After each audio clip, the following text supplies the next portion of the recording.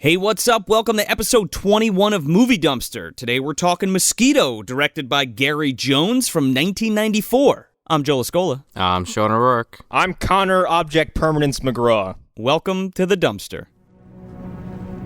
Hey, Doc, figured out what's going on around here. Giant mosquitoes. Not giant mosquitoes, giant mosquitoes. Yeah, I know. Look at this. Who are you? I work here. Or I used to work here. So these did all of this? Well, it wasn't Bigfoot.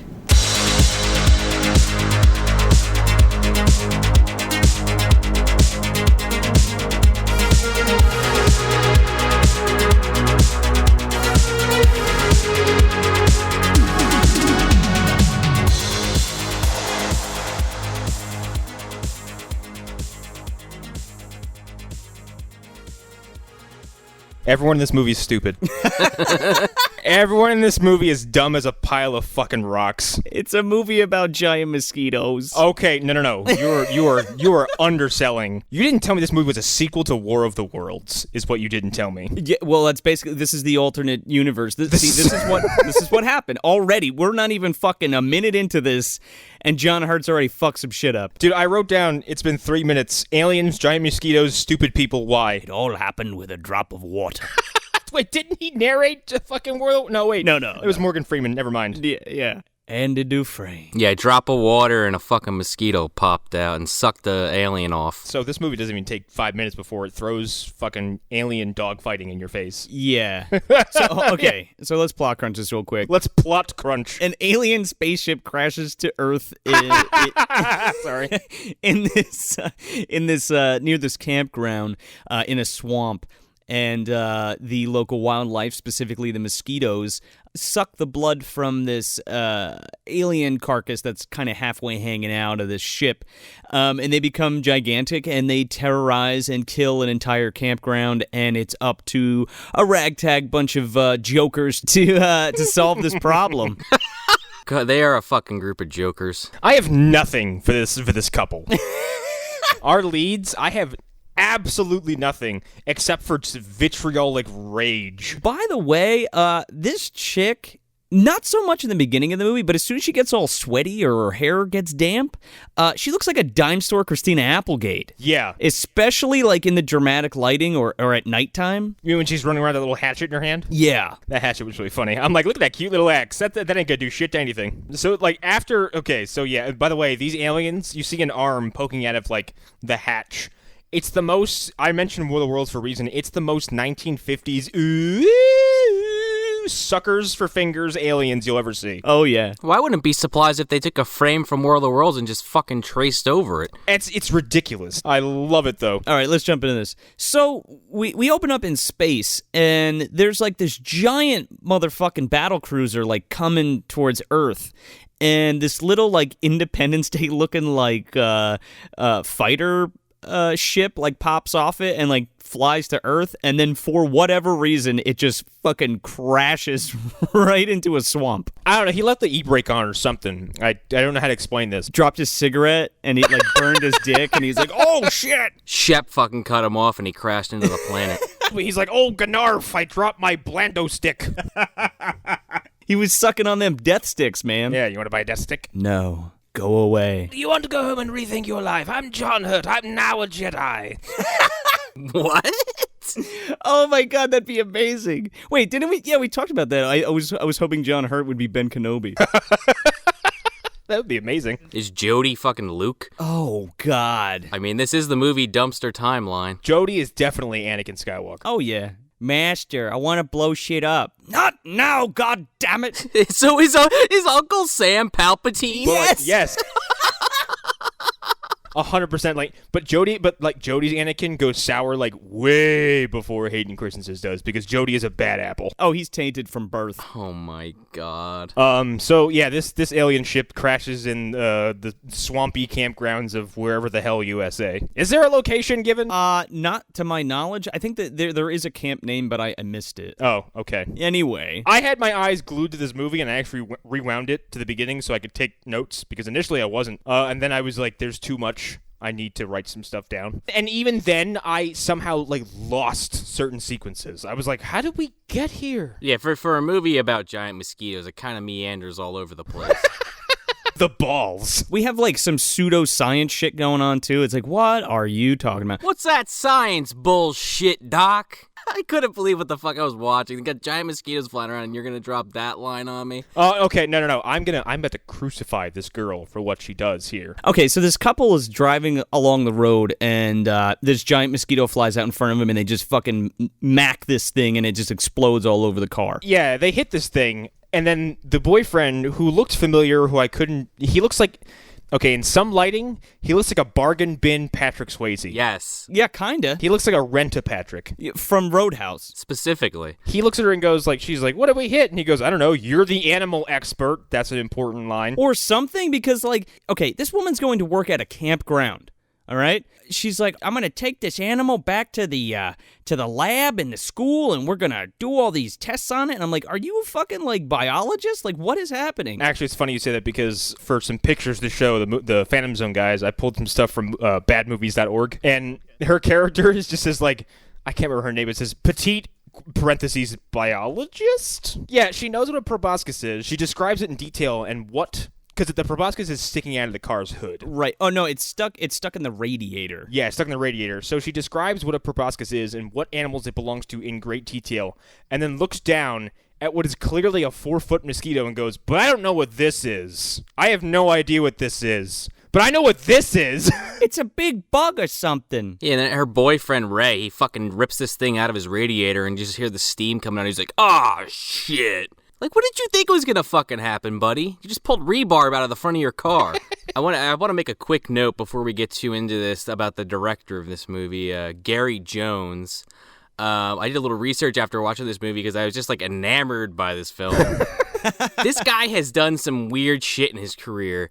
I don't know if this is his most recent movie. He did a movie called Axe Giant, The Wrath of Paul Bunyan. Holy fuck. I watched him give a fucking interview at, like, a horror movie convention with some guy, and he's talking about this movie. He's like, yeah, you know, when we did Mosquito, we came up with a concept that was like, that hasn't been done before. And then I was talking with my buddy, and we were trying to come up with another movie idea, and I was like, hey, Paul Bunyan, yeah, that's never been done as a horror movie.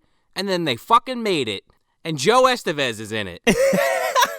Goodbye, Joe. Go home, Joe. Yeah, and this guy from the what I looked at, he also did some like effects work, I want to say, in Evil Dead or Evil Dead 2. There's a bunch of guys that worked on Evil Dead that do effects for this movie, or at least one predominantly that I saw. Like, the effects in this movie aren't even like I don't have a single complaint about them, except sometimes when the stop-motion animation comes in, the color grading takes an absolute shit. Oh, the stop-motion stuff's great. All the composite work, like, for these things flying through the air, looks like dog shit. It looks terrible. Why just take them out of the movie? Why the fuck even have them? You don't need them. Yeah, like, what is the idea there, just so they can show more mosquitoes on screen at once than they actually had? I guess, but it looks so fucking bad. They look bad. Like, really, really bad at some points. I think there's a scene later on where...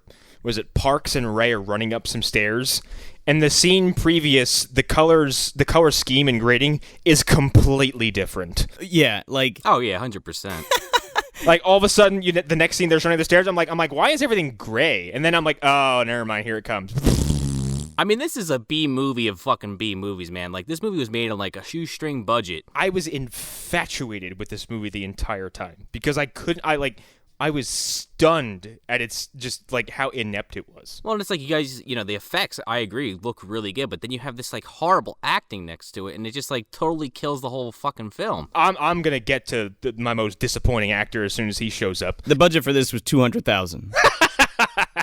Just throw that out there. I mean, for $200,000, they made some pretty cool looking fucking bugs. They're fucking sweet. Again, like most of the besides the compositing shit, like the stop motion stuff's cool. The big bugs are cool. The gore is cool. It's good shit. Yeah, I like the concept a lot, even if it's like totally impossible. But sure, why not? Well, of course it is, and lacks a proper explanation completely. It's like, oh, alien blood makes big bugs. But think about it, Connor. It's still more of a reason than we got than Uncle Sam. It is true. There's more lore here than that fucking movie. That's very true. My Uncle Sam got bit by an American flag. I think somebody said that last week. I don't remember who, but, let's just roll with that. So they're fucking around on the road. They throw this thing off into the woods, and then we cut right to the summer camp. And not a summer camp like kids going to summer camp, like a recreational campsite. It's a campground. It's campgrounds, yeah. And we're doing like a nudie cutie movie for whatever reason. There's like chicks jumping around playing volleyball. This felt like the beginning of fucking Caddyshack. Like I expected like, I'm alright, don't nobody worry about me. Girls playing volleyball. The camera hangs way too long on like a butt or like a set of boobs. Classic 80s, 90s pervy horror. There's a 90s horror playbook that this movie follows to a T. To seemingly decent results. So we're introduced to Hendrix. This fucking guy is like, it's like if Rick Ducommun like took acting lessons from Clint Howard. Oh my God.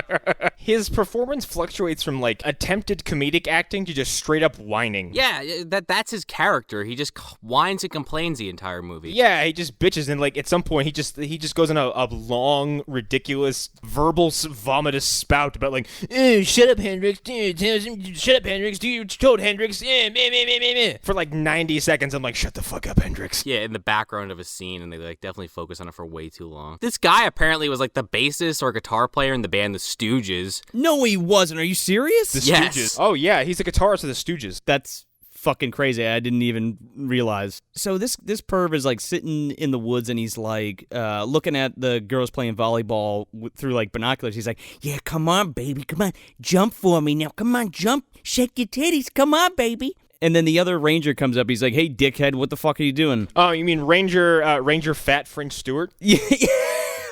Hi, I'm French Stewart. Hi, I'm French Stewart. I don't know how to do a French Stewart impression, but there it is. It's hard to do French Stewart without seeing the face.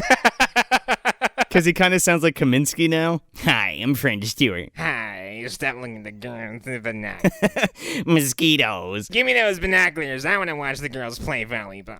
Now I really want to watch Inspector Gadget 2. So the ranger's like, he's like, guess what, asshole? You gotta fucking stay here tonight. And he's like, oh man, I was getting off work in a couple hours. He's like, yeah, well, fuck you. You gotta go fucking smoke out the mosquitoes, fog up the mosquitoes, and I'm going fishing. Bye. I just want to note that Connor said this earlier, everyone in this movie is incompetent, but these fucking park rangers are totally incompetent and assholes on top of it. No, how these people got jobs anywhere is beyond me. But then again, we're about to meet their boss. Oh, God. He fucking hates mosquitoes, let's put it that way. Oh, you mean guy who makes jokes about hating bugs likely to be killed by one? Yeah, we'll definitely get to see that, won't we? This guy has a personal vendetta against mosquitoes. Like, he is a man scorned, and he wants his revenge. This guy's out of his mind. They got blood fever. He's like plucking them out of the air. He's like, he has like doesn't he have like his own personalized swatter? It's like a little, like these two wood blocks with a hinge,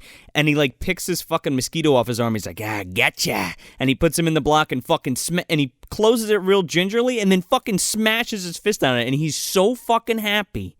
When that thing explodes, he's like, look at this. This is delicious. Well, he opens it up, and it has like a dot in the middle. It says, put bug on dot and smash. Yeah. And he's like, ha ha, and it says like bug killer on it. He couldn't figure out how to work it on his own, so he had to give himself personalized instructions. I think it was a gift, and then it just escalated from there. Yeah, Hendrix bought it for him. Also, like, how much satisfaction can you possibly have from squishing a mosquito? They're nothing. They weigh nothing. Dude, this guy fucking hates mosquitoes. He does a whole fucking rant on them. I mean, we're all from the East Coast. We all hate mosquitoes too, but not like this dude. I don't know. I'm kind of with him. I kind of hate fucking mosquitoes. I truly hated mosquitoes the first time I went to Virginia, and I was actually at a campground there. And the campground was like far off. There was like a bit of some swampy waters, and then the bays. The campground itself sat on like a bay, so it was just moist city. Ugh. So in addition to like the little like the tiny little crabs that would kind of just like find their way onto land, and you're like, oh, we're being invaded. Let's move. There was mosquitoes everywhere. I went to like 3 bottles of calamine lotion on that trip. So Hendrix is all pissed off because he's like, I don't want to work late today. I got just my day off. So he goes into the chief's office, and he's like, hey, chief. He's like, hey, how you doing? You lose some weight there? And the guy's like, shut the fuck up. He's like, listen. He's like, I know what you're doing, jerk off. Yeah, he's like, listen, we gotta protect this campground. You gotta kill some skeeters. You gotta take that big fucking Mafoggin pump machine and you gotta go out there and fuck everybody's day up. You gotta take this fog machine that's probably like 40 years out of commission and go spray the camp. Yeah, like, what? He gives this inspirational speech and he closes it off by going, let's get busy and make the world safer American, shall we? Yeah. What the fuck? They fucking walk off to kill some bugs. There is this random ass scene that makes zero sense until about 15 minutes later in the film, where there's this guy walking around in the fucking woods with some kind of PKE meter, and it's just, you don't know who that is. I referred to this as the I'm Dr. Ted Nelson sequence from this. I don't know who has seen The Incredible Melting Man. Yes. But there's an entire sequence from that movie where the main character, Dr. Ted Nelson, is just wandering around like the wilderness going, Steve, it's me, it's Dr. Ted Nelson. It's Ted Nelson. I can help you, Steve. It's Ted Nelson. And that's what this looks like. It's just some dude. It's a black man who looks like Isaac Hayes, just wandering around the woods with like a Geiger, whatever the fuck. It's like a big old box with a tube. Yeah, it's a Geiger counter. His name is Parks, and we find out later that he is a meteorologist, but not that kind of meteorologist, the real meteorologist, like UFOs and shit. He is like the only character in this movie with any sense of urgency. He's constantly looking upset at other people. But, like, I don't know why he's there. Like, they never explain it. Like, was he dispatched by the government to go check this out or something? Yeah, he just kind of, eventually you find out that he's there to find this, what they think is a meteorite. But, yeah, you're right. They never say, like, who he's been sent from, if he's doing this of his own volition or what. No, he just shows up in his fucking lumberjack outfit and just calls it a day. So then right after that, we get introduced to these three dickheads in a car. That I lovingly like to refer to as army rejects. I refer to them as Bulk Skull and their meth-addicted son. All right, that works, too. He's adopted. So Leatherface himself gets out of the car, and he's sporting a fucking full army jumpsuit and a fucking beret and like a big-ass cigar. So, like, earlier in the movie, someone offhandedly mentions, like, 3 bank robbers or something. But it's happened so quickly that when these dudes showed up, I was like, who the fuck are these people? Oh, you know what it was? I just remembered. The couple, like, goes to a hotel to check in because their car's fucked. Yeah. So when they walk in, the guy, the hotel manager or motel manager, whatever you want to call him, he's watching like the news, and they're like, oh, 3 bank robbers escaped and blah, blah, blah. That is the only bit of information you get in these guys. What did they rob? The fucking dollar store? I guess. By the way, Gunnar Hansen sucks. Yes. Let me make that very abundantly clear. He is terrible. Kane Hodder can act. I've seen him do it. Sorta. Robert Englund can act. I've seen him do it. Absolutely. Doug Bradley can act his tits off. I've seen him do it. Gunnar Hansen blows. Which is unfortunate because he seems like a pretty cool dude. Not that gives you like a free pass, but... No speaking roles. Yeah, please. None. Well, it doesn't matter anymore, R.I.P., but, you know. Yeah. I hate to speak ill of the dead, but man, he's bad. So we meet these 3, I don't know, tweaking idiots. Well, Gunnar Hansen's not tweaking because he can't show any range. The other 2 definitely are, Junior and Rex? What is Gunnar's character name? Earl. So they have some kind of weird disagreement over who was driving and why they are lost. And then the dime store hook music starts playing. Oh my god, this fucking music. It's like... Okay, thank you. This has been bothering me for 2 days. I'm like, I know this. I don't know where I know it from. Yeah, it's very weird. It's like they dropped the quality on it and lost a few instruments and they just called it a day. It's a MIDI cover. That's it. That's all it is. And like, I'm like, you hear people on the, on the outskirts in the woods going...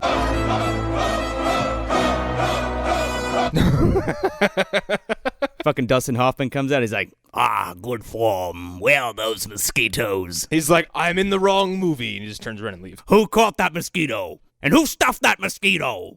And who said I couldn't do it? Who doubted me? It was you, Leatherface, wasn't it? Don't you dare try to stop me, Leatherface. Don't you dare try to stop me, Leatherface. Get up off your ass and stop me, Leatherface.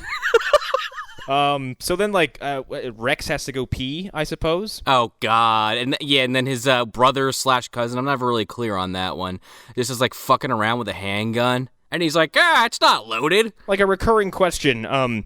Why is it that everyone in this movie who goes to the bathroom has to walk 6 miles? I don't know, but like, why? Where the fuck did he even find an outhouse? Did you build that, Joe?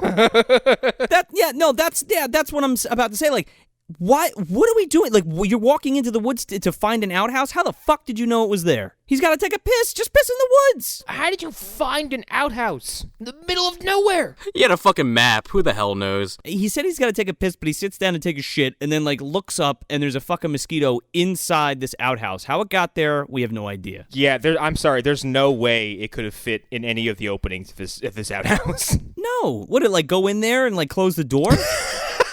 It wanted some privacy. It's like, oh, I'll just wait here for somebody to come in. Right before this, Junior fires the gun by mistake, and Rex, like, fucking falls over, like, Pratt falls in the middle of this field, and is like, God, that's just not okay, man. I'm not okay with that, man. It's just, you never know. You never know. So Rex, like, looks up and sees this mosquito, and he freaks out, and he runs out of the outhouse, and he's just like, dog shit. And he just, like, runs away. With his ass hanging out. Yeah. It hangs out for, like, an extended period of time, too. Like, you can run a lot faster if you just pull your fucking pants up. Carrie Jones is like, this is going to be the shot to make the movie. Oh, this is going to be hilarious. Look, he's taking a shit, and there's a giant mosquito in there. So he's running back to the thing, and he's screaming like crazy. Screaming like banshees. And then Gunnar Hansen and Junior, like, hear him, so they grab like a shot. They have guns because they're robbers or something. Gunnar Hansen has like a full-on automatic shotgun. He has Muldoon's shotgun, like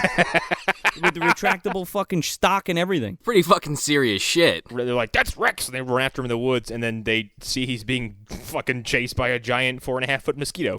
They're pointing their guns at him, and they're like, oh, don't worry, I got you. Junior fucking shoots at this bug and pops Rex right in his fucking back, and he just goes down and he's dead. Yeah, and that's like basically the last you ever see or hear of him. Yeah, he's gone. He's like, oh, I shot Rex. I'm sorry. I'm fucked up. I mean, honestly, you probably saved him a lot of pain from the mosquitoes sucking his fucking blood out. That's some of my favorite shit in this movie. Oh, it's so good. But then, so Gunnar Hansen steps up to bat and blows his fucking mosquito away. By the way, no one in this movie should be allowed to handle weaponry. I don't know, man. I was going to bring it up later, but there's a lot of House of the Dead parallels in this fucking movie. These people are deadly accurate with these weapons. That's fine. This has an excuse. They are shooting airborne live insects that are, even if they are big, they're still moving airborne targets. This movie gets a free pass for me because it's actually entertaining. Oh, absolutely. Well, that's true. I'll give it that. They could have did a fucking backflip and shot 12 of them in the air like fucking Christian Bale in Equilibrium, and I would be like, nah, that's fine.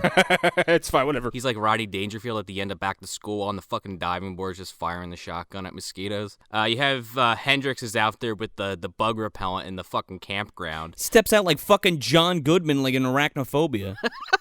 He's like, trick or treat. And he's doing this to like the most fartiest trumpet music I've ever heard. It's like that shitty kind of like goofy army music, like in Part 6 where they're playing paintball. Oh yeah. Yeah, it's like the same exact thing. Oh yeah. Wow, that's some serious vibes from that movie and this alone. Well, the first few shots, he's blowing this, like, pesticide or whatever the fuck it's supposed to be into, like, the woods, and then, like, after about 4 seconds of doing that, he just wanders into the campground where there's, like, 30 people, like, doing their thing and just spraying in their faces. How did nobody stand up and just kick Hendrix's ass? He's fogging this entire campground. He walks up and fogs some dude's hot dog while it's on the grill, and then that guy goes cross-eyed and looks right at the camera and goes, "Hey, man!" And then he dies like 5 minutes later. Yeah, he does. So we skipped over that one, and it's just basically to establish that Hendrix is out there doing that for the yucks. And by the way, this bug fumigator looks like it. Again, if someone broke this out in this day and age.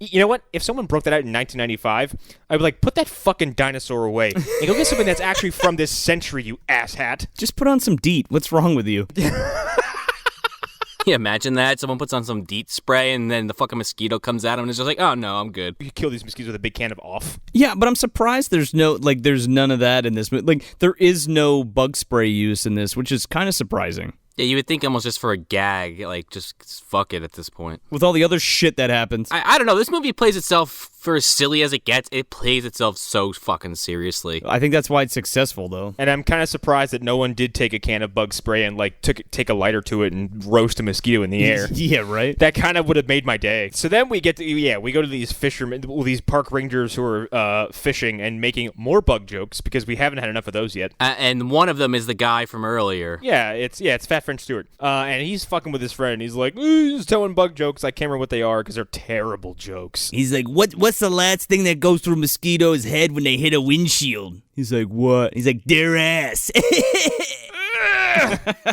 So he's fucking with his friend. And by the way, I wanted to make mention of this because he goes, he thinks he catches a fish and he loses it or something. He reaches his hand into the water to go get his line. And then, like, a fucking frankenfish or something pops out and almost bites him. I'm like, hold on. Forget the giant mosquitoes for a second. Is no one going to address that this camp's lake is full of monsters? Well, hang on a second. It's a garpike, but it wasn't like... I thought about the same thing, and I was like, oh, well, they're kind of that big. And I'm like, I don't think they're any bigger. I just think it was supposed to be like a jump scare. Because if that was the case, that thing would be as big as the boat. The only jump scare in the movie is a fucking fish jumping out of the water. Think about that. The stupidest gag. By the way, this guy... Not the trooper, the other guy in the boat. His buddy. Yeah, this guy looks like he hasn't fished a day in his fucking life. Like he does not know how to use this fishing pole. I don't even like fishing. And I think I can fish better than this dude. Angered a great deal of older listeners out there who are like, what?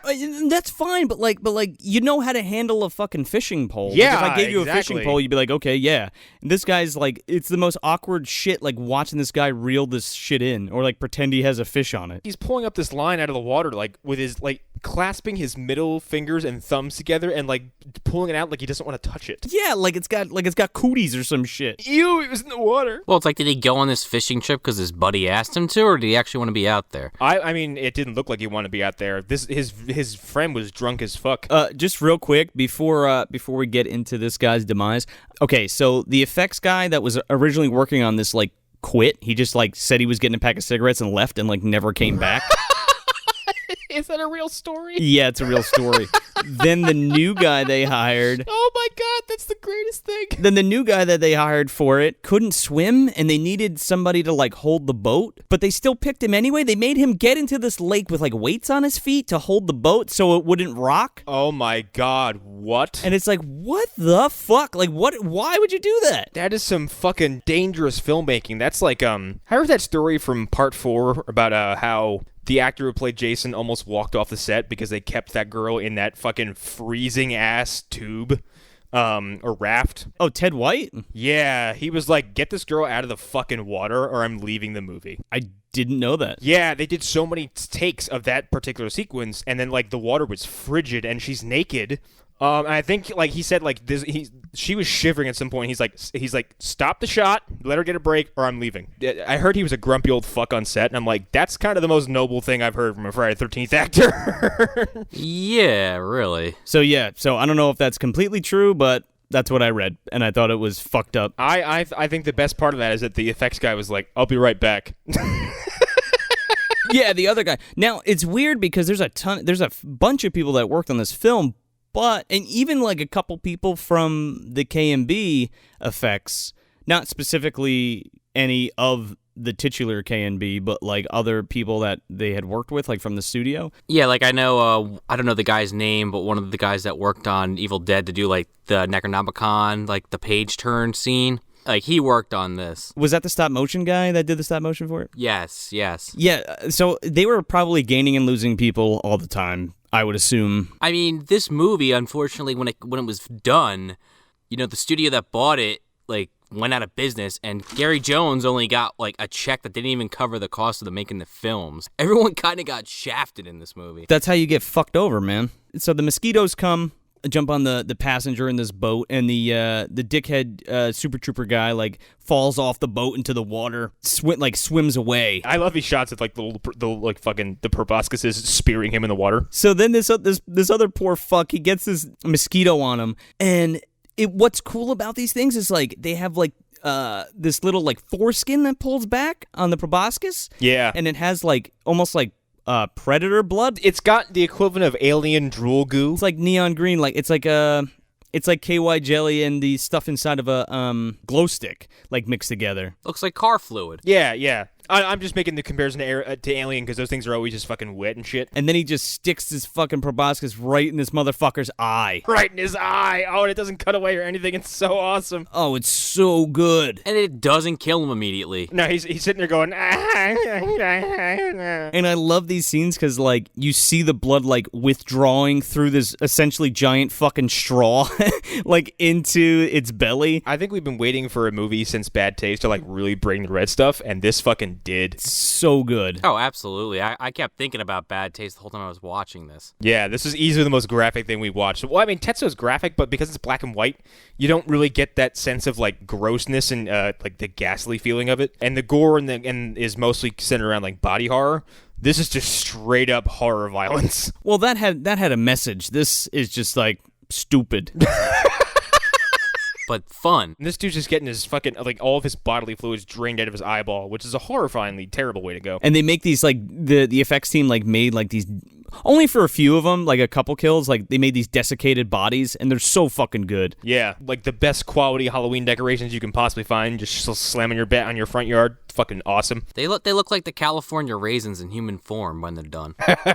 Yeah. Then, Fat Friend Stewart swims away. By the way, there's a lot of weird sequences where people poke up right in front of the camera and seem like they don't really know how to not look into the camera. Yeah, they're giving, like, side eyes and shit. They're always side-eyeing or cross-eyeing or exaggerating their look off to the distance or something like that. Everyone looks very comical when they do it. Was it good? Did I do that good? Okay, cut. Was it right? Okay, cut. All right, fine, cool. Well, we don't have time to reshoot it, so I hope it was good. We're running out of film. Let's do this. Yeah, especially the one scene where there's a fucking hand from a, cameraman in the shot. Is there really? Well, there's more than one, but one specifically. Oh, I missed all of those. Everyone in this movie is dumb and slow, because, granted, if one of these things gets a drop on you, fine. But if one of these massive mosquitoes is chasing you, I think you should be fine if you have common sense. No, he stumbles around the fucking woods. I gotta make another House of the Dead reference. I'm sorry. He's like fucking Greg in House of the Dead right before he gets killed. He's like, whoa, wait, where am I going? But the Skeeter does have a very Evil Dead 2 quality of chase to it. It's kind of going through trees and underneath logs and all that stuff. It's going, Yeah, join us. It's like POV camera, like going through everything, and then like these cool shots of like this mosquito like on a string getting like sent through the woods. But it looks really good. By the way, I forgot to mention when the mosquito first popped out of that outhouse, I laughed my ass off, and I still don't know why. Because there's something really funny about the way, like the completely horizontal way it comes out of the outhouse. So this guy like gets like knocked down by this mosquito, right? Well, I thought he gets pinned against a tree. Well, it like hits him and then he like sits up against a tree, yeah, right? And then he just like jabs him. I'm not sure if it's this scene or a scene later with Junior. I think it might be the scene later with Junior, but I guess I'll tell the story now anyway. Fuck it. So they had these mosquitoes on like these strings, right? But the fucking thing was so heavy, and it kept hitting this dude in the fucking head. Oh my god. Yeah, like cracking him upside the head, and they have to keep like redoing the take. They had to like stop doing the takes because he was starting to get a concussion from the fucking mosquito hitting him in the head. Holy shit! I would believe it for Junior because like, this dude was propped against a tree, and there was probably a way to keep this thing upright. It looks like he was holding it. But with Junior, that thing was like supposed to be assaulting him. Yeah, like from behind, I think is what happened. Yeah, and that I would totally believe that thing was fucking him up. Let me tell you something. There's a lot of people in this movie that die instantly from these things, and there are a lot of people that struggle to fight these things for minutes at a time without getting any damage. Yeah, we're going to talk about Junior's death and how ridiculous it is when we get there. It's the best kill in the whole movie. Besides the one coming up, because I just think it's funny. So this motherfucker gets pegged to a tree and gets the life sucked out of him. Nighttime. Now it's nighttime, and there's a tent. And there's a couple fucking around in a tent. So hold on. We suddenly find ourselves in the sequence from Jason Goes to Hell, when the campers are in the tent having sex. They're rolling around the tent. They're rolling on the fucking sheets, on the pillows, on the hot dogs. They're getting into it. And they're rolling on hot dogs. They're rolling in beer. They're rolling in garbage. Like, there's junk food all over this tent, and they're just fucking in it. It's gross. It's downright disgusting. If me or whatever partner I had in this given metaphorical moment rolled over a hot dog during the hot and heavy, we're stopping. Yeah, like, maybe we should move this shit out of the way. We're stopping. That's disgusting. I don't know, man. Some people would go in for a fucking bite on the roll. Yeah. And if it was my hot dog, I would get tossed out of that tent in a heartbeat. What, are you going to go out there and water the plants, Connor? This fucking whole movie is a goddamn Pabst Blue Ribbon commercial because everybody's cracking these motherfuckers the whole time. Anyway, this guy goes out to take a piss. And he walks 10 miles. Oh, we have to preface this real quick. Right before he leaves, she's like, something touched me. Not the hot dog or the fucking ruffles crumbling underneath her ass. She's like, what is that? And he's like, oh, it's just a mosquito. Oh, there it is. It's gone. Like a regular-sized mosquito. And he leaves. And this fucking giant mosquito starts crawling in this tent like fucking Jurassic Park with the fucking T-Rex. And starts, like, touching her leg with its little feathery feet. And she's like, oh, what are you doing, Bob? You fucking playing mosquito again? And this fucking thing, like, starts straddling this woman. And she just screams and, like, flips over. And this fucking mosquito plants that proboscis right into her ass cheek. This is the only film where you're going to see a giant mosquito stab somebody right in the dumper with its mouth parts. This is definitely better than, like, any other, like, giant mosquito movie I've ever seen. It's the only one I've ever seen, but okay. Actually, as this movie went on, I was almost positive I saw it on Sci-Fi Channel at some point in my childhood. Are you sure you didn't see the knockoff Skeeter? Well, there's also Mosquito Man. Yeah, that's a piece of shit. Skeeter is bad too, but not as bad. I'm pretty sure I saw that one on Sci-Fi Channel too. The mosquitoes in Skeeter are like the size of the mosquitoes in Jumanji. They're not like... I'm sorry, we didn't make ourselves clear enough. These mosquitoes in Mosquito, this movie that we're doing, are like the size of a fucking Labrador Retriever. They are big. Yeah. I mean, saying 4.5 feet like definitely paints somewhat of a picture, but putting it in that way is way clearer. Well, yeah. When I say 4.5 feet long, that's just length. Like, imagine how a mosquito flies and all of its fucking stupid ass legs that hang in front of it. Like, those are also exaggeratedly big too. It's terrifying. I mean, Connor, you're saying you could run away from one of these things, but if this thing got you, you're fucked. No, here's my thing. This thing has one way to kill you, and it's a gigantic spear that has to come out of its face. Okay? Like, it's not made of pointy things. Yeah, but we're like Have you ever seen Mimic, for Christ's sake? Yeah. Yeah, okay, well, there you go. And first of all, you're not outrunning these things. You're just not. They're 4-foot mosquitoes with like fucking 3-foot wings. You're going down. They're gonna fly slow as fuck. They're gonna fly like pelicans. What are you talking about? Why would they fly like pelicans? Because they're huge. Look, they could never get that big anyway because the oxygen wouldn't support their system. Look, exactly. This isn't the fucking Science Channel, okay? Yeah, we don't do any of that science bullshit here. This is not We Have Concerns. So this girl's getting her butt drained, quite literally. And then boyfriend, who is, again, why is he fucking... Like, in this movie and several other horror movies at the time, someone will look at a boy... Like, I wrote down ubiquitous tent sex scene death. Like, the dude in the tent will go, I gotta go take a piss, and then walks 18 miles off into this, like, desolate area full of nothing where either he or his significant other can be killed where the other one can't hear him. Well, he's trying to find that outhouse that Rex was at. He's the only one in the fucking woods. He's trying to find it. Yeah, but, like, wouldn't you just, like, step out of the tent to the left or right? First of all, it's also, like, your girlfriend and her wife. Like, I'm sure you've peed within 5 feet of her before. Like, just go outside the door, and just pee to the left of the tent. And let me tell you something. If we're rolling around in hot dogs and other kinds of fucking disgusting food, like, these people piss in front of each other. These people probably piss on each other. So yeah, these two... Well, his death is off-screen, which is kind of disappointing. But it's hilarious, because the fucking mosquito flies at him, and he goes,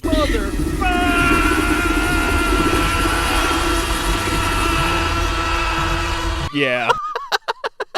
I mean, what else can you really say if you have a giant mosquito flying at you? Let's be real. With his cross-eyed expression. I wrote down who are these people as my next note. I don't know why I did that. Oh, it's the next... What, are you talking about the next scene? Yeah. Well, it's just Ray and Megan. They're waking up in their hotel room, and Ray's gonna try to bring Meg to work, and That's why I wrote that, because, like, we're just, like, this couple is just dropped in our fucking laps, and it's, you go... are these our protagonists? And the movie goes, uh-huh. And you go, well, I didn't ask for these people. Well, no, the movie for the first half hour does that, but then they introduce Doc Parks as like an actual character, not just some dude walking around the woods. And it's like, actually, he's the main character, but we just didn't have anything for him the first half hour. So yeah, you get these two for a little while, and then they just don't do anything else the rest of the movie. We threw some B-roll of them in the beginning. I hope you guys caught it. Yeah, like, okay, that's why I asked, because what they meet Parks and then like decide to go drive off somewhere so he can go use his Geiger counter. Well, yeah, because Ray is like trying to fucking get a ride so that his girlfriend or fiance or whatever Meg is, the animal expert to her new job as a park ranger, and he just sees this guy trying to get like the cover on his Jeep. He's like, oh, if I help him, he'll give me a ride. Also, like, why is she a park ranger? She's supposed to be like a biologist. Like, is she supposed to be like the park's animal expert? That way, if they have like, I don't know, maybe a bear sighting or like some kind of like, and like I'm assuming she's supposed to be like the camp veterinarian or camp veterinary expert. I guess. Which then like makes my blood boil because she's a fucking idiot. I mean, earlier in the movie, there is when the chief ranger is arguing with Hendrix or explaining to him like what he wants him to do. They do mention that they're getting a new park officer that they've been waiting for years to get. So I guess she's just fresh out of college and got hired there. But yeah, I mean, it's weird that she has all this biology background. Like, was that her minor? Was that her major? Like, who the fuck knows? It's never really gone into. And I think that's why I wrote, who are these people? Because we're not given anything about these troglodytes. So then from there, yeah, like Sean said, they get a ride from Parks. Like, they basically just like con him into a ride, and it turns out he's going that way anyway. So as they're driving, they're like, "Yeah, all right. So you're a doctor?" He's like, "Yeah, I don't like being in the city. I like being out here in the fresh air and blah blah blah." And they're like, "Well, what are you doing out here?" He's like, "Oh, I'm a meteorologist." And they're like, "Oh, you're a fucking weatherman?" And he's like, "No, a real meteorologist. Like, I study meteors." And they're like, "Oh, okay. Well, here's his Geiger counter." Yeah, his Geiger counter. Yeah, that thing, it follows radiation. They're just like, oh, okay. Yeah, sure it does. Okay, Dr. Ted Nelson. Or something. And they're driving, and all of a sudden the thing starts going fucking crazy, and they're like, "Oh, I'm getting a reading. We got to pull over." So they pull over, and he's like scanning the area with the Geiger counter, and Meg like goes up. She walks down the fucking road like on this like bridge that's overlooking a lake or a river, and the fishing boat from earlier just slowly like creeps out from under the bridge into frame, and you just see this fucking California raisin ass fucking body just in the in the boat. Oh, and how they handle this scene is like probably my favorite sequence in the movie, because this is a blueprint of how not to handle finding a corpse. Everyone is so like, "Oh shit, it's a dead body. Should we call the police? Nah, let's drag it over to the bushes so nobody finds it." He's like, "Not yet." He's like, "Don't touch the body." So he senses that there's a bunch of radiation coming off the body. So him and fucking Patrick Swayze pull the fucking boat up, and he's like, we can't. This woman wants to load all these fucking dead things into people's cars. In the beginning, she's like, "Come on, we gotta take this bug, throw it in a car. It's all fucking broken, disgusting." And he's like, "No." And they're like, "Oh, let's grab this body and throw it in the back of your fucking Jeep."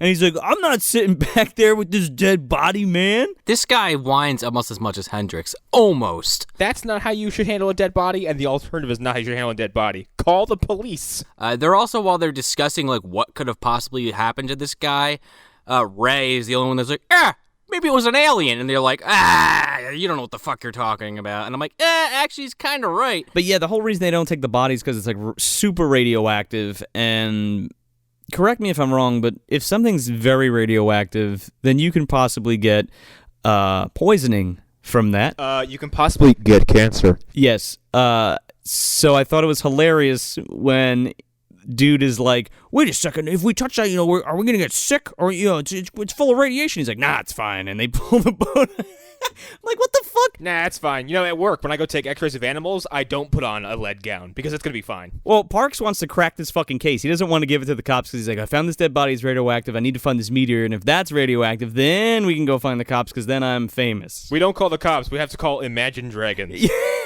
I'm going to quit the show now because that was the worst joke I've ever made. Oh, my God.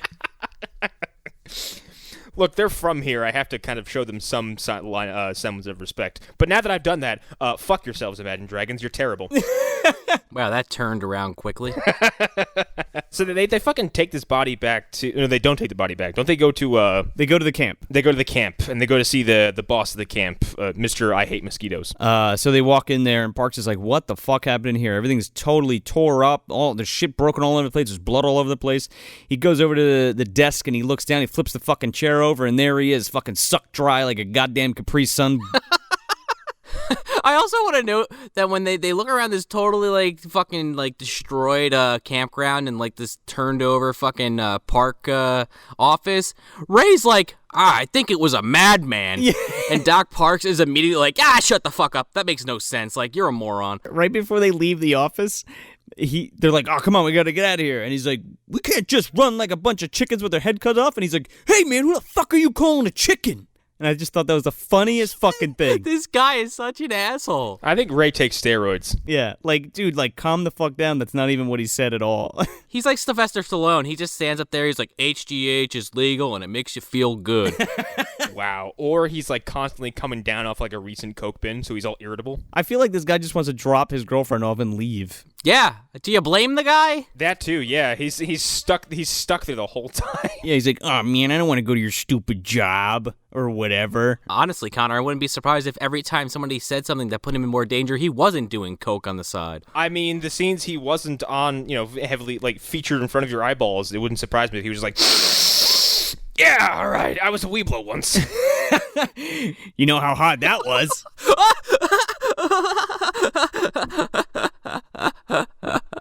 Oh shit, the mosquitoes are here. They called this guy like pretty boy like 10 fucking times in this movie.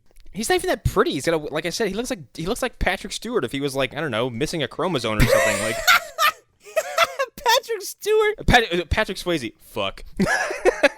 I'm just picturing this fucking guy as Patrick Stewart. Like, I was a Weeblo once. These mosquitoes shall not make it past this door. Make it so. Make it so. Make them dead. Make them dead.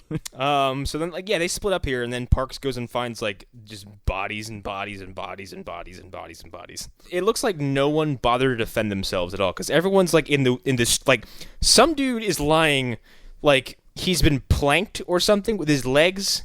Like, he's making a 90-degree angle with his legs up against a tree and his head is on the ground. It's the strangest thing. You have to think, as this movie goes on, like, there are a lot of these fucking mosquitoes, so if you just imagine that all, like, 1,000 just came in on this camp at once, like, no one's surviving that for more than, like, 30 seconds. Oh, yeah. With no weapons and just, like, being completely swarmed and attacking them with, like, suntan lotion, yeah. Yeah, and unfortunately, like, these aren't the dried-up husks. These are just kind of heavily made-up extras. And Doc Parks is walking around with his hand on his mouth like it's a fucking car wreck. Like, oh my god, I can't believe what happened. Yeah, it's just a bunch of people like with like pale makeup and like a little bit of blood on them. And then boom, they're mosquito victims. So then while he's doing this, Ray and Meg go find an overturned boat. And they wait for an ambush and they flip it over and out comes Hendrix who gasses them with more bug repellent. Oh god, they should have left this motherfucker under there. This motherfucker's hiding under this boat, but for whatever reason he's like bumping it. Yeah, I don't understand. Like maybe he had to scratch his ass. Yeah, why is he alerting the giant insects to his presence? Exactly. It's like, I'm not under here, mosquitoes. It's just your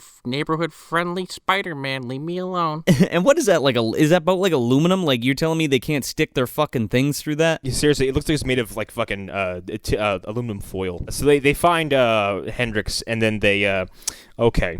So this is the part where I was compelled to write down, in very large letters, this woman is stupid. Because, okay, Park stumbles upon a giant dead mosquito. The singular dead mosquito from this massive attack. Now, if you remember earlier in the movie, Meg walks up to a giant bug that they just hit with their car and describes a proboscis and what animals use it and looks down at that bug and says, I don't know what this is. That's very important. Because this woman has no object permanence. She forgets things as soon as you remove them from front of her face. She completely, like, identifies the entire body at the beginning of the movie and it's just like, beats me. Yeah, and then now she sees this bug corpse and goes, oh, it's Aedes aegyptus, what the fuck she says, the Latin genus and term, and describes this giant mosquito, who is now in more or less the same condition as the one from earlier in the movie, down to a T, and immediately knows what it is. Yeah, as Doc's kneeling over it, like, yeah, no shit. Yeah, everyone's like, yeah, that's a fucking mosquito. Where have you been? And then Hendrix goes, it wasn't Bigfoot. Thanks, Hendrix. Why are you here again? I was under a boat and they disturbed me while I was scratching my ass. So they're like, oh, we got to get out of here. And they run to the Jeep, and he's like, we're not leaving. Hendrix is like, we're not leaving in that. What if the mosquitoes come back? They're going to bite us. So let's get in an aluminum camper. Granted, not getting to a Jeep is probably the smartest thing anyone in this movie does. So they see this Winnebago, and they go in, and they pull this dead fuck from the driver's seat, and they all hop in, and the mosquitoes start coming. And then they realize they don't have the keys, so Parks jumps out and, like, finds the keys in the dead guy's pocket. This is, like, the most manufactured tension in the fucking movie. Why wouldn't you frisk the dead man who's in the driver's seat for a key? They do, after they throw him out. After they throw... Yeah, but first, like, if your plan was to take this RV, then why didn't you take it from him in the first place? Well, remember when it was, like, a big thing to leave your fucking keys in the visor? Yeah, I was thinking the exact same thing. I thought he was going to be checking the body and not find it, and they were right there, but they didn't go there with it. I was a child when that was kind of a big deal. I'm just saying, like, that's, like, the biggest fucking movie trope ever. Oh, yeah, it's true. Everyone, leave your keys in your cars. Nothing will ever go wrong. Roll your windows down and put them in your visor. By the way, we forgot to mention that, like, that tent sequence where the boyfriend and girlfriend died, that was at nighttime. Now we're in daytime. There's no sense of transition whatsoever. Oh, yeah. I just realized that. That didn't occur to me until right now. Well, there is a transition, actually, because it cuts back to the hotel where Ray and Meg are, and he's, like, waking up, like, yawning and shit. That's your transition. Oh, wow. This directing is stunning. I can't believe this movie isn't more popular. So then this fucking RV sequence goes on forever. Oh, yeah. So they're driving, and they come to Leatherface and his band of idiots.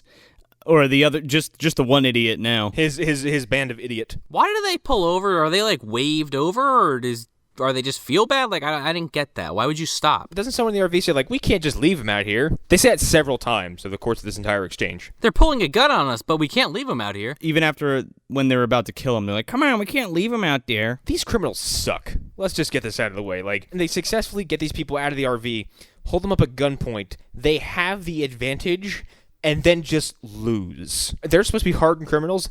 They're beaten and bamboozled by a park ranger, another park ranger, an asshole, and a scientist. Junior gets fucking KO'd with the butt of the shotgun, and then Parks is fist-fighting Gunnar Hansen. And beats him. Well, by the way, we find out that the scientist served, like, 3 tours in Vietnam or some shit? And so did Hendrix, but he's, like, 25? Yeah. Like, what are you talking about? And then we're led to believe that, like, I guess Gunnar Hansen was in the army too. Why else would he be wearing camouflage and a beret? But he totally doesn't speak up when that topic comes up. No. He just sits there fucking wringing his wrists. So they beat these two idiots into the ground, and then they finally decide once again, like, well, we can't just leave them out here because mosquitoes are coming back again. And, like, the mosquitoes are, like, they're coming because in the background you hear, like... Yeah. Okay, we can't leave him here. Get some rope and let's tie them up. Yeah, let's take the time to tie them up. That's like another 5 fucking minutes. Not in this universe. They get those dudes tied up with, like, really complicated knots in, like, a couple seconds and get them on board. They used that fucking spell from Dungeons & Dragons is what happened. Tied them right up. This is also the part where earlier I mentioned that they fucking robbed the dollar store, but this all comes back full circle. Ray grabs their fucking bag because they're saying, oh, we're not bad guys. We're not bad guys. He's like, okay. He grabs their bag and throws it in the RV, and it just filled with, like, 5s and 1s. He's like, oh, yeah, you're not bad guys. It's like, these guys suck. They knocked over a fucking vending machine. That's what it feels like. Like, when they shot this film, did they just ask cast and crew, like, all right, whatever you got in your wallet, we just need it for this one shot. Can you just throw it in there? Will we get it back? Yeah, sure. I'll be right back. I'm going to get cigarettes. That was the budget. And the effects guy was like, oh, I'm going to get cigarettes. Bye. So they get in the RV, and Park starts driving off, and they're set upon by more mosquitoes. I think more is putting it lightly. It's a barrage. It's like all of the mosquitoes Yeah. are just, like, now apparently after them. And then Junior and Earl magically get out of these knots that they spent so much time doing. Well, the mosquitoes are coming, and you just hear them in the back of the fucking truck. They're like, come on, guys, untie us. Like, come on. And then a mosquito breaks through the fucking roof and starts flying right at Junior and trying to fucking bite him for, like, 5 minutes. He should have been dead in this sequence. Like, you were just talking about how people struggle with these mosquitoes and, like, some people die in, like, a second. This guy's tied up. There's nothing impeding this mosquito from sticking his fucking proboscis in his face. So, yeah, they're driving in this fucking Winnebago, and, like, these mosquitoes are like flying in through the windows, and they're just like inside the Winnebago. You've got Meg hanging out the fucking door with the hatchet. You've got Doc Parks with the fucking revolver as this one, like, trying to get him while he's driving, and he's, like, trying to shoot it, like, under his arm at this thing to blow its fucking head off. Ray's walking around with this semi-automatic shotgun. On a scale of 1 to the canyon chase sequence from Mad Max Fury Road, it's like a 2, but it's still fun. By the way, they're like shooting shotguns in this fucking Winnebago. Oh, yeah, okay, I'm sorry, that's the other thing. They're shooting shotguns at the floor of this Winnebago. You're blowing a fucking hole in the floor. You're blowing a fucking hole in the undercarriage. Just hits the gas tank and just blows the whole fucking car. And these things are everywhere. And then eventually, like, Meg hangs off the door and, like, knocks Mosquito off the fucking thing. And Earl gets out of his restraints, takes the hatchet, and kind of takes her hostage. Well, no, he doesn't just take it. He goes, hey, throw me that hatchet. I gotta save Junior. Meg throws it to him. He kills the fucking thing, and then he grabs her by the neck and puts it to her throat and is like, huh, got ya. So he's got her by the neck, and he's like, all right, you guys are gonna give us this truck now. And it's like, dude, you do realize you're being attacked by fucking 4-foot mosquitoes right now. Is this really the best time to do this? And he's like, I don't care. He's like, we just want the truck. And Junior's like, can't we just go with him till the morning and then we'll just go on our way? He's like, shut the fuck up. Yeah, the moron is the one making the most sense. So then Ray, like, in the moment of, like, him getting distracted, like, kicks the fucking hatchet out of his hand. And then, like, they all, like, now are pointing guns at him. And he's just like, ah, shit. And then a fucking mosquito crashes right through the fucking windshield. And Parks, like, fucking spins the wheel, and this motherfucking Winnebago goes up on 2 wheels for, like, a cool, like, 50 feet, and then just tips over. Well, no, I thought a mosquito stabbed the wheel. Because then they had that really kind of ridiculously hilarious shot of the mosquito stuck in the wheel, spinning around on the ground. Also, right before this, just because the shot was hilarious, I have to mention, when Meg gets away from Gunnar Hansen, he's like, what are you gonna do, you little bitch? And she kicks him fucking right in the nuts, and he just falls over. This is where I decided that he was terrible, because he's like, he delivers his line like, what are you gonna do, you little bitch? And then she kicks him in the nuts, and he reacts by just kind of popping his eyes out, not vocalizing at all, and just passing out. Not even. Like, he's just, like, blank stare. He's like, oh, ow. Wait a second, did I get hit in the balls? Is that what's going on here? Oh, man, that hurts so much I forgot to react. Here I go. And, there's a reason why he never had any speaking roles. Meg was like, this is the part where you fall down. And then he's like, oh, and he goes to one knee and is like, is this good? Throws himself over. Those are $500 sunglasses, asshole. So, yeah, then they crash the car, and Doc fucking climbs out of this car, and Junior comes up behind him, and they're like, whoa, I'm glad we made it out of that alive. And Doc, I forget why he does this, but he just grabs Junior by the throat and, like, lifts him into the air like Kane or some shit. He's like, look, you're going to fucking listen to me now if you want to come with us or some shit like that. This is when Parks is like, you get an idea of, like, what kind of a monster he is.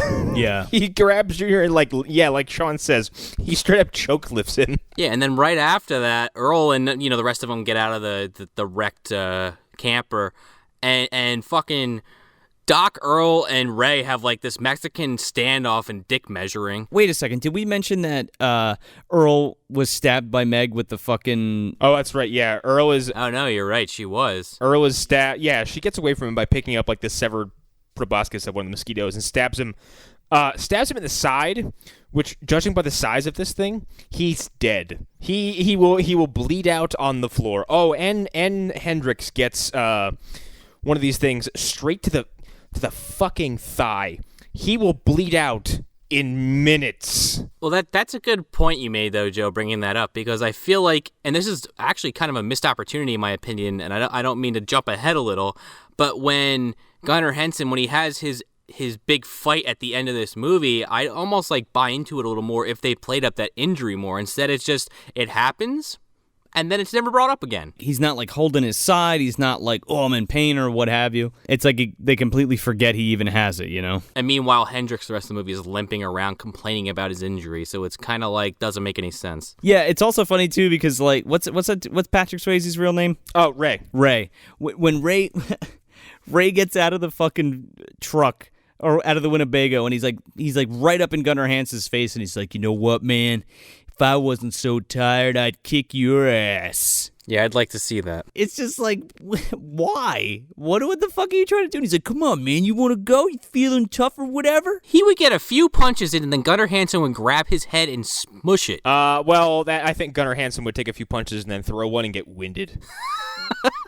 Definitely a possibility. Yeah, he's not fighting anybody with that hole in his ribs. Yeah, he got probed in his fucking belly there. So they somehow get the mosquitoes are coming back because once again you can hear.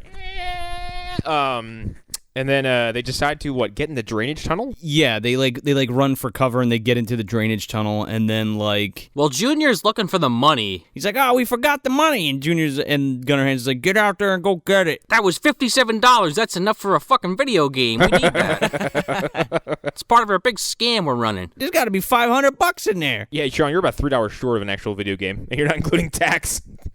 They're gonna rob the other people. They'll make it work. So he gets the bag of money and he runs out, and Hendrix pops out of the tunnel and he's like, God damn it, Junior. He's like, come on, get in the tunnel. He doesn't even react. He stops and waits for the mosquitoes to come and then throws the fucking money all over the place. And then the fucking this is that scene where the mosquito comes at him from behind and fucking cracks him in the head. Oh, God, okay, I gotta go rewatch that because now that I'm thinking about it, I can't imagine how that must have felt. This is the money shot of the movie, though. We've mentioned it in a few other podcasts, but this is like that scene from Austin Powers with the steamroller. Oh, yeah. It's just one of those scenes that the person just waits a little too long for the bad shit to happen. No! Get out of the way. Stop! Try to run something. Don't just stand there. Yeah, the tunnel's 5 feet away.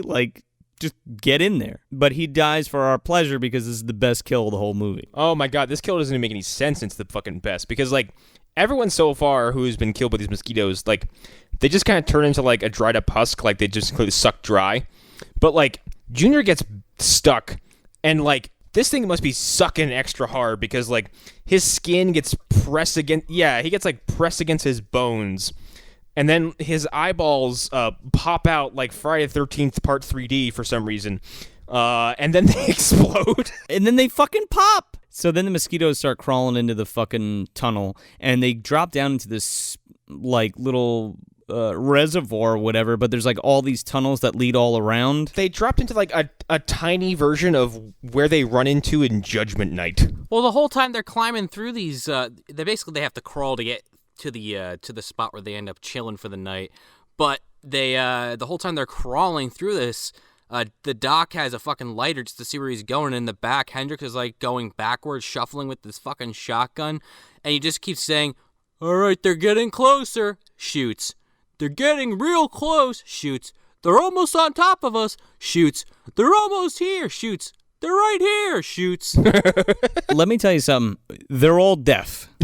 They're all fucking deaf. They can't hear each other. You want to know why? Because they're shooting shotguns in a fucking tunnel. They've all got tinnitus. That's the only explanation. There's no way after that gun goes off you can hear a goddamn thing anybody's saying in there. They come out to the circular room that's filled with water. I would say it's maybe a 10 by 10 foot circle room. I guess the idea is the water is supposed to be pulled into that section through the drainage pipes, I think.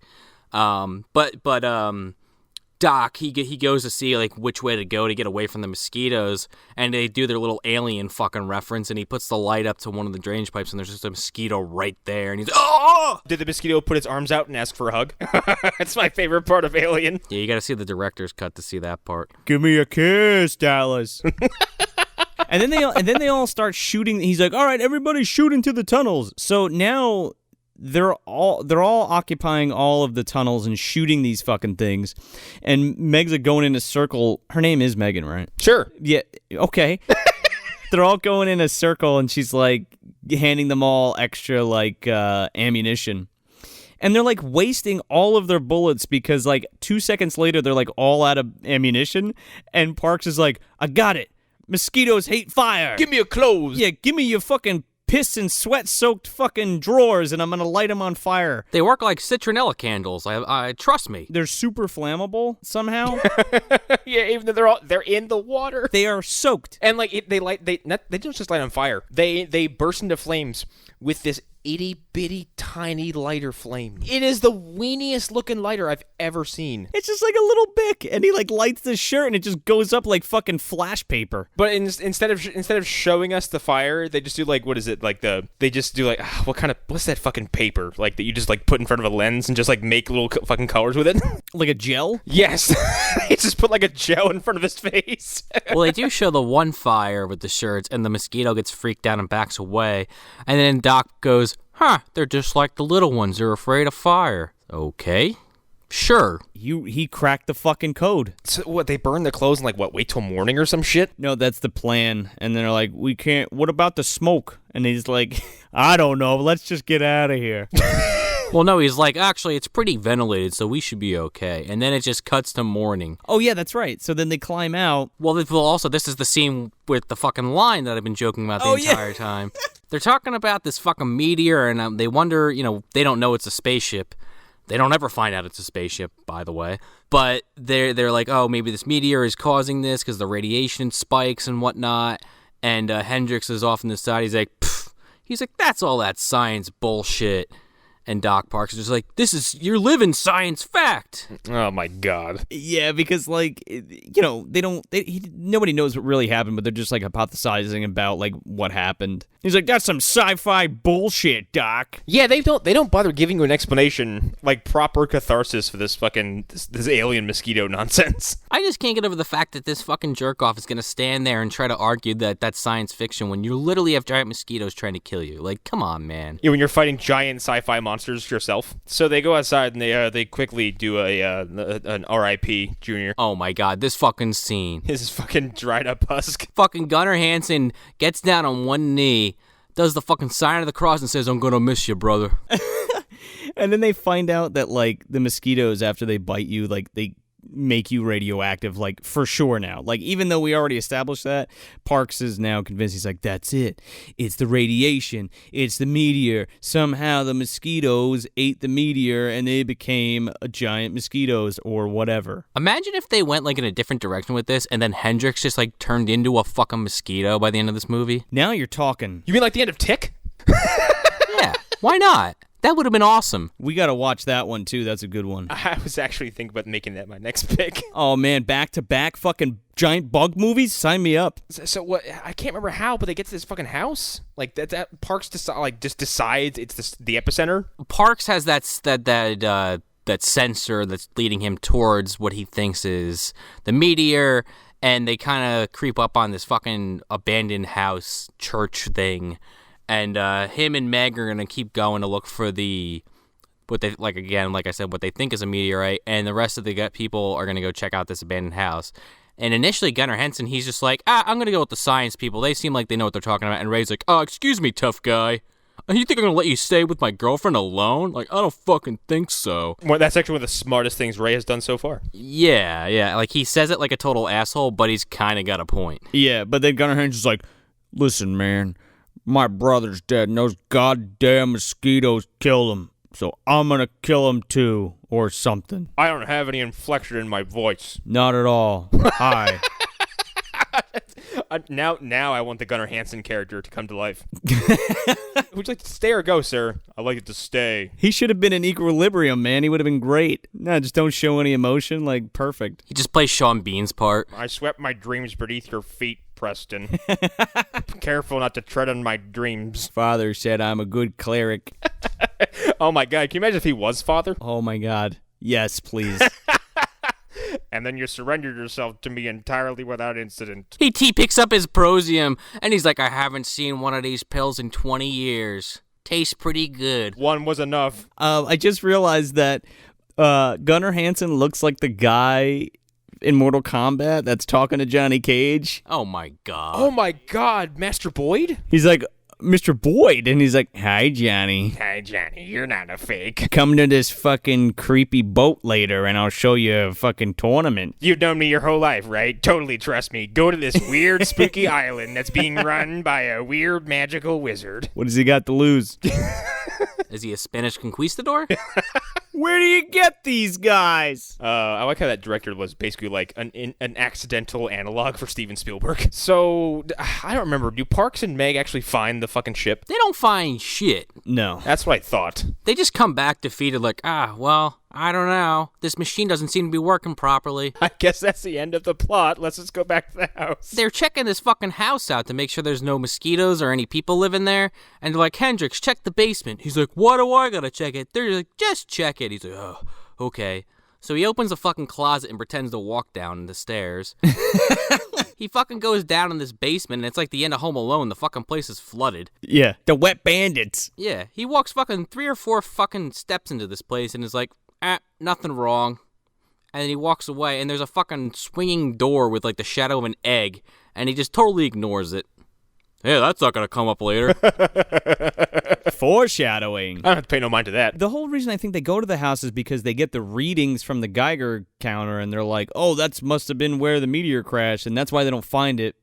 But there's a huge source of radiation coming from it. Yeah, because when they come back, when Meg and Parks come back, Parks is inside, like, taking apart the sensor because he thinks it's broken, and he keeps, like, putting it back together, and he's like, either this thing's broken or we're sitting on top of an atom bomb. Right, exactly. Oh, is this when he has his little fucking baby fit? Yeah, he gets kind of really pissed off. He throws shit everywhere. I'm like, dude, calm down. Oh my god, there's bigger problems right now. Like surviving. Yeah, like battling the giant insects that are soon to siege this house. So they board this fucking place up, and they all grab some weapons. And Gunnar Hansen grabs this fucking chainsaw. Of course.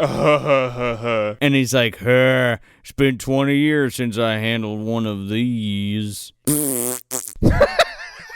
And the crowd's supposed to go, oh, I get it reference. I said to Joe before we recorded this that, holy shit, does he look stiff holding that thing. Texas Chainsaw was, 74? It was literally 20 years. It was 74. Yeah, and, like, Gunnar Hansen looked like shit in 1995. So he was probably, like, his fucking shoulders and hips probably didn't work anymore. He's a super nice guy, though. It needs to be emphasized that I'm not trying to speak ill of the dead, but... No, I know, but I just want to keep saying that, too, because, like, yeah, we're making fun of this movie and shit, but, like...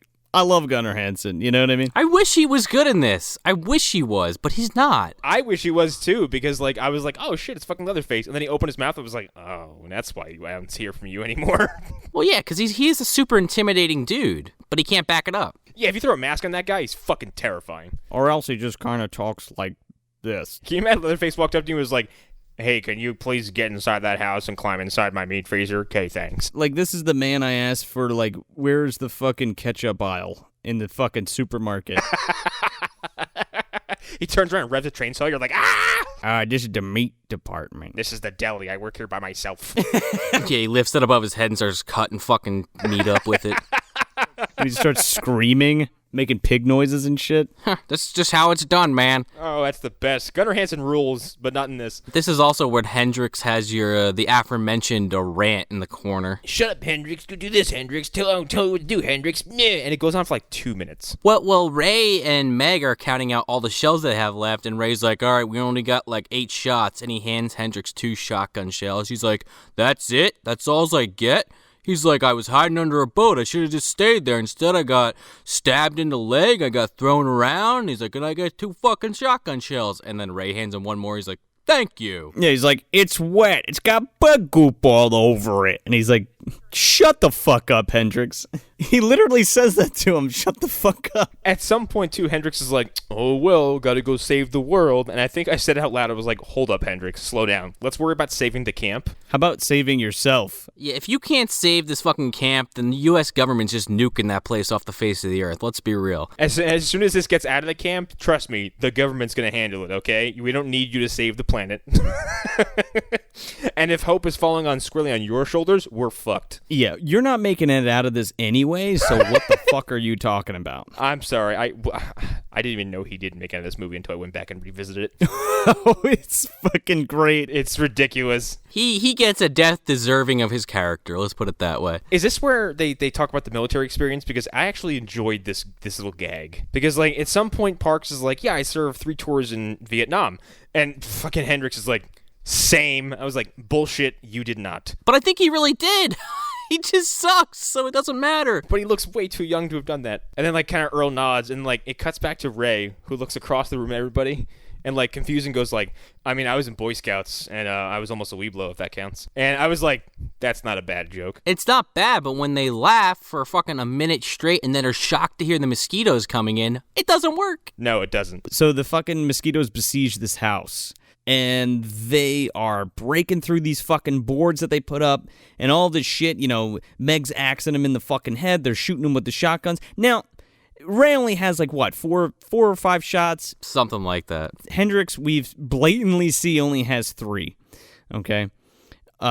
This fucking mosquito gets in and is, like, jumps on Hendrix, and, like, Ray, like, rips its wings off and then Hendrix throws it in the corner, and then he shoots it with all 3 motherfucking shotgun shells. Yeah, and, like, by the way, when these things get shot, they explode in a burst of not just guts, but sparks. I don't know why, but it happens every single time. Probably because the whatever is causing that, whatever the makeup effect is to have them explode, is actually exploding inside. Is probably actual pyrotechnics. Yeah.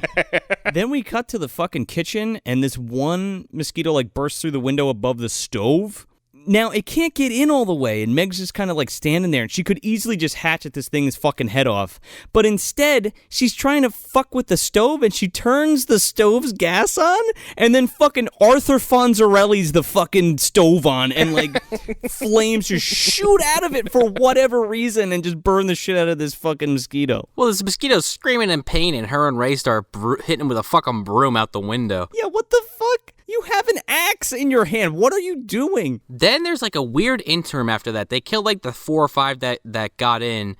And then it's just like, all right, we're going to board this back up and just try to hold out. And it's like, okay. Oh, let's do the whole scene over again. And then Parks fucking hatches this ridiculous plan. Oh, my God, this fucking plan. Yeah, he's like, oh, this house is the epicenter. This is where it's all centralized or some shit like that, right? Well, he doesn't know that yet because first he goes down to the basement with Hendrix because he's like, I want to make sure that's boarded up right because they hear a noise. Right. Hendrix like, I did it earlier. He's like, well, I'm going to go check your fucking work. He's like, come with me. So they go down there, and Parks walks 6 feet, you know, compared to the 3 that Hendrix walked, and is like, oh my God. And they pan out, and it's a whole fucking colony of these things and eggs down there hatching. It's the end of fucking Aliens. This entire last third is ripping off Aliens. I mean, I'm kind of into it.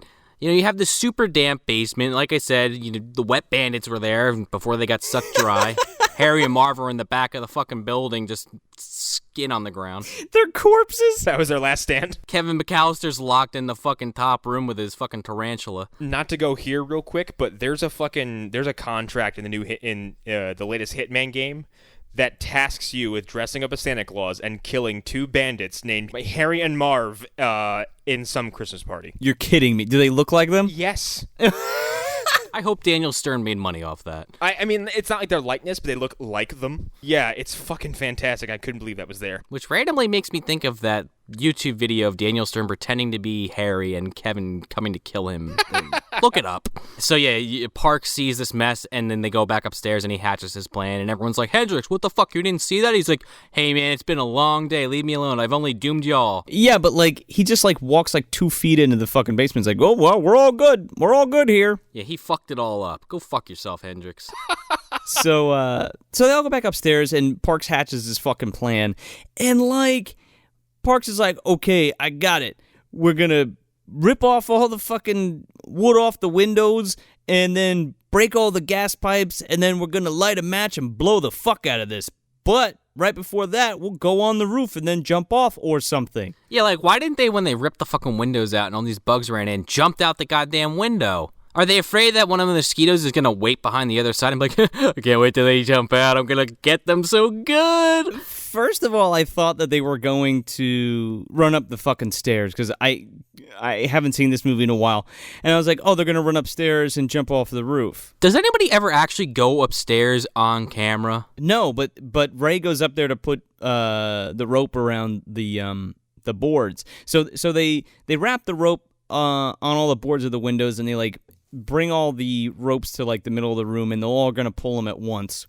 And while they're doing that, Parks is, like, in the kitchen with, like, a fucking with like a radio and like a fire alarm and some shit. Well, he's a meteorologist, so clearly he knows how to make a bomb. Dude, there's no soldering iron there. Like, how the fuck are you putting all these electronics together?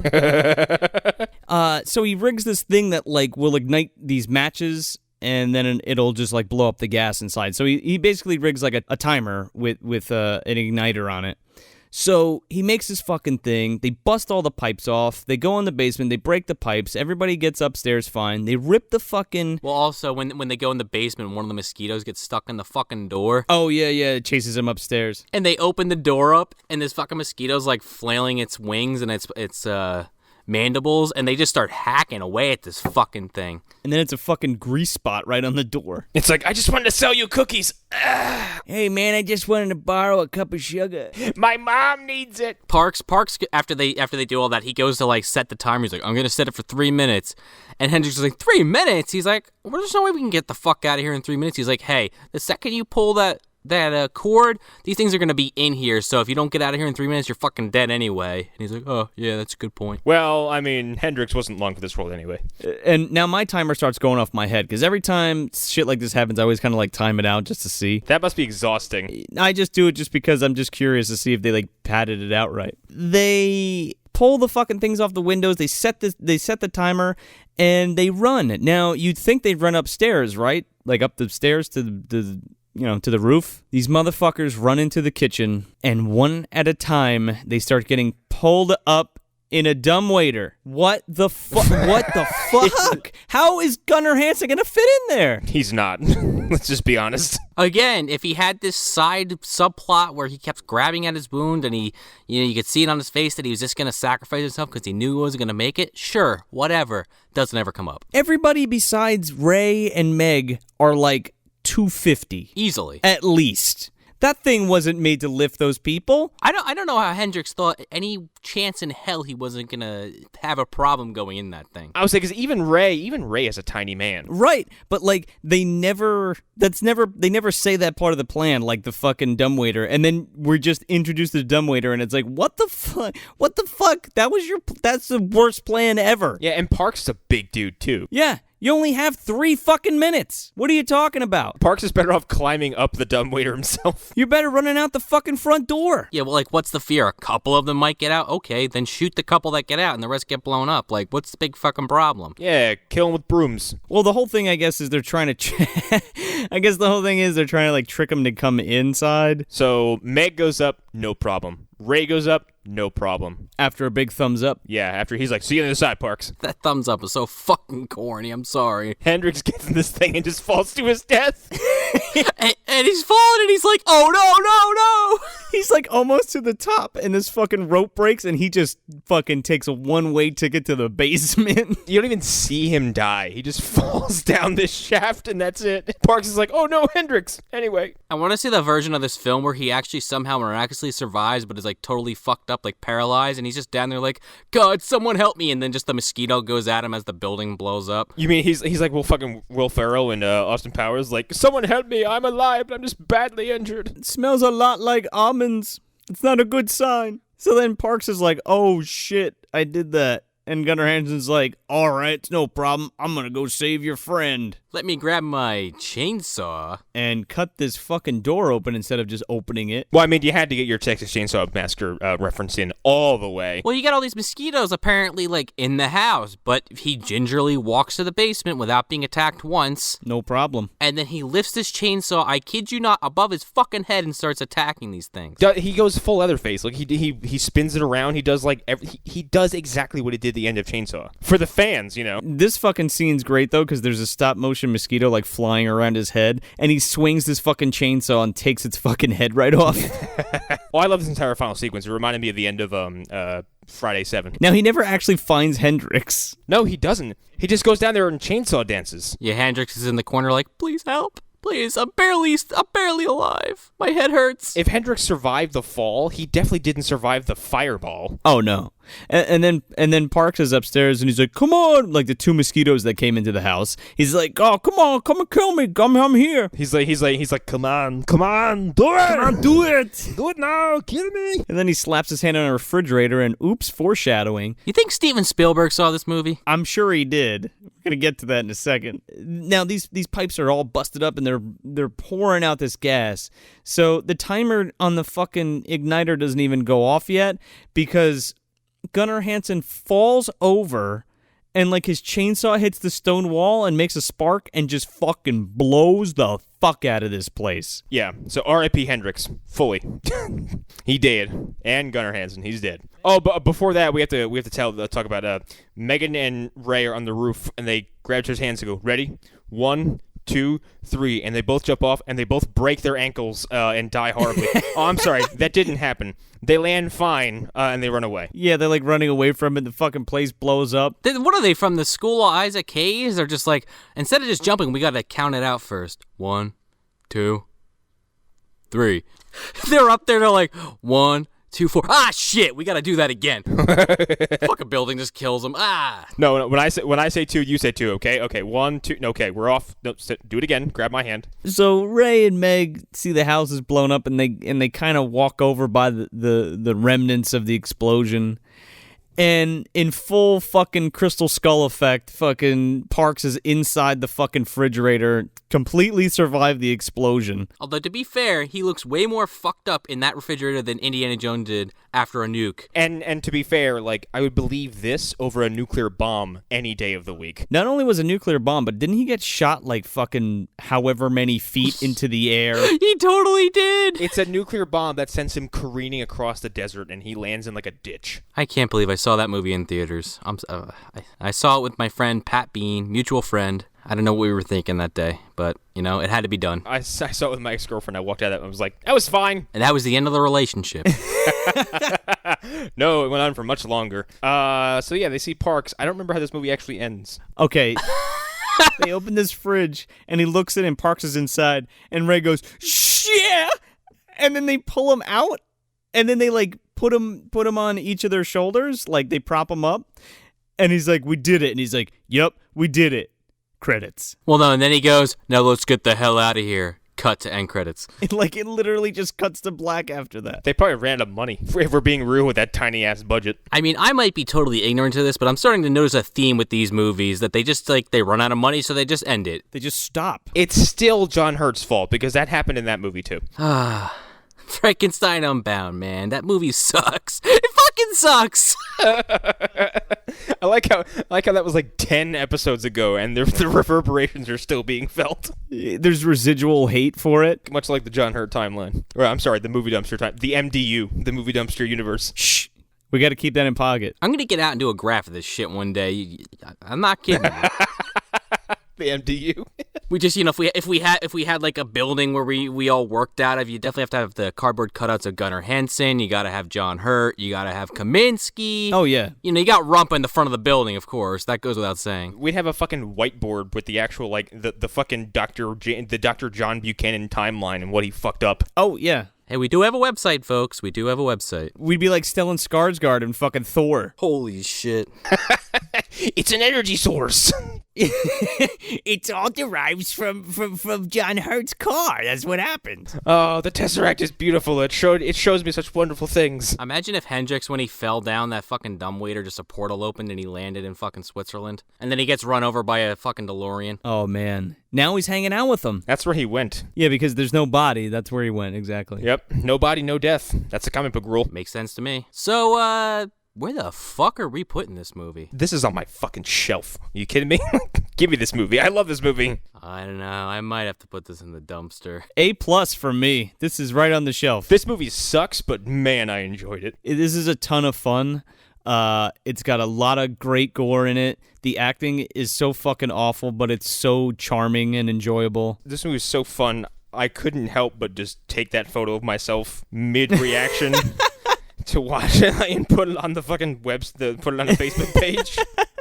This is a Saturday night get drunk with your friends movie. Oh, this is a party movie for sure. But yeah, it's definitely on the shelf for me. I don't know. It's kind of like straddling a line because there's a lot of things about this movie I like, and there's a lot of things about it I don't like. You know, with that said, it's in the dumpster, but it's like on the rim of the dumpster. Oh, surely the good outweighs the bad on this one, no? Well, that's what I'm saying. It's in there, but it's not actually in there. I can break this down.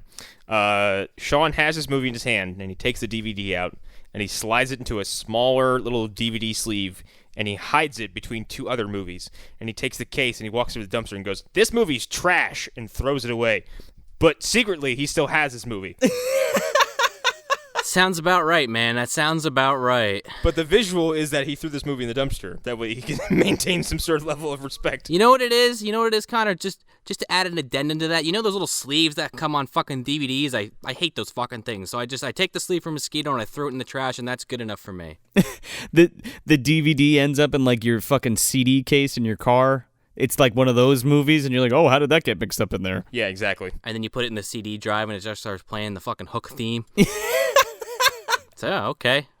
It's like my book full of like bootleg Japanese wrestling DVDs. Yeah, I don't know. It's probably not in the dumpster, but it's not a great movie either. I don't know. It's definitely a hard one to recommend. It's definitely like Rawhead Rex territory, where there is a select group of people that I know to talk to about this film, and I also know a lot of people that would be like, "This movie's a joke. Why'd you make me watch this?" I would recommend this over Rawhead Rex any day. Really? Every movie we've talked about, except for like House of the Dead, all the Phantom Zone guys want to watch every single time. So even fucking Dungeons and Dragons and the Hug-a-Bunch. They're fascinated by my my nasty hatred of Dungeons and Dragons. Well, they're in for a fucking interesting trip. Yeah, I think out of Arlen's own words though with the show, he says, "I save movie dumpster like a squirrel saving nuts for the winter." Thank you. What I'd like to know is there a horror movie with a fucking squirrel as the monster? Joe, help. Is there? I'm not going to say no because there probably is. Class of Nukem High, or the second one. I'm gonna have to look that up after this. I think I've only seen the third one. We'll workshop it. So that's it. That's Mosquito, directed by Gary Jones from 1994. If you want some more bad movie goodness, you can check us out at moviedumpsterpodcast.com. Follow us at Movie Dumpster on Facebook, Instagram, and Twitter. Also check out our sister podcast, The Phantom Zone, hosted by our very own Connor McGraw. You can find them at phantomzonepodcast.wordpress.com. I'm Joel Escola. I'm Sean O'Rourke. I'm Connor McGraw. Thanks for visiting the dumpster. Hey, Doc, that's science fiction bullshit. No, Hendrix. You are living in science fact.